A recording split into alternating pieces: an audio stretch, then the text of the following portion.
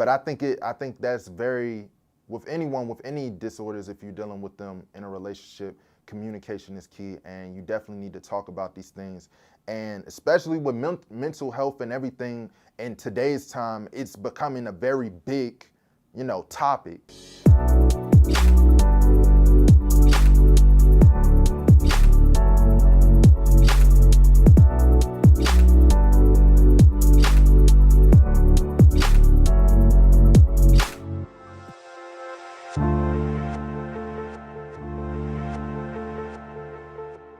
Well, as you know, I'm a freelance videographer, so I actually met her at a shoot that I was doing. She was older. I never really dealt with an older woman, so I felt like that was going to be definitely good for me, someone to balance me out, since I'm like the young one. And then also, like, she was in school, like she was studying to get her like bachelor's and her doctors and everything. So she was real independent, like she doing it on her own. So that's good for me, because it's like I got my own business, I'm doing my own thing, you got yours.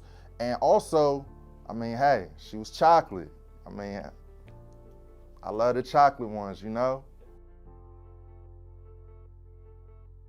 Well, you would think everything would be perfect, right? So we going on dates, we hanging out, and when everything started to turn was this one particular night. She was just getting off of work, and she asked me, I was coming over there to see her, and she was asking me, could I take her to the beauty supply, because she was going, do her hair for work the next day.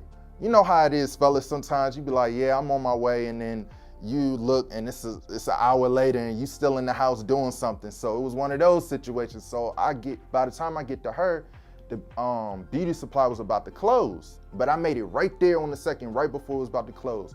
Of course, the Asian people, they don't be playing that. Like they closing at a certain time. She get back in the car, she slams the car door. Boom. I'm just like, you can't be slamming my door like that. And so I'm like, what's wrong with you? And she like, they're closed. Like, they're closed, Braedon. Like, what do you expect me to do? Like, and she just started, it was a whole nother side that I had never seen before. All right, I'll take responsibility. I'm gonna be the adult in the situation. It was my fault. I was late, I got her there late. So that was that situation. We went home, went to her house, boom. That's when she first told me that, she was laying on the bed and she was like, yeah, I'm bipolar. And I was just like, okay. And then she told me, things that had happened in her past with different exes and stuff like that. And I was just like, I understand. Like, it made me feel like, like, okay, I get it. Another situation. Yeah, so I get a call, ring, ring, ring. Hello? So what's up? Well, I was thinking, since your movie just came out, you did your premiere and all this other stuff, like, you should let me take you out. Like, hold on. Ooh, she wanna take me out. So I'm like, this sounds good. Hold on, let me pick the phone back up. Hello?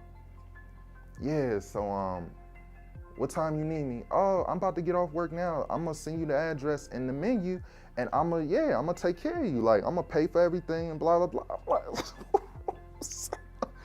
girl, she trying to marry me or something? You was a fan, for real. So then she be like, yeah, I'm here. Because she called an Uber, so she didn't need me to pick her up. So I'm getting out the car, I'm looking good and everything. I'm about to walk to the restaurant we about to go to. So then she was like, did you make reservations?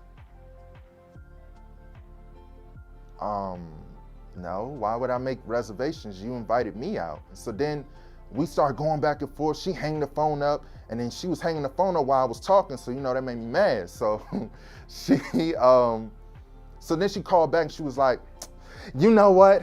They canceled, they're booked up. They don't have no more reservations. It's all your fault. What?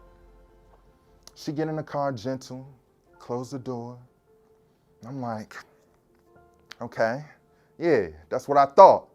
She was like, I'm not even about to like go back and forth with you and argue with you right now. Like, just take me home. Pretty much that was the end of it. And I was just like, you know what? I can't deal with the bipolarness.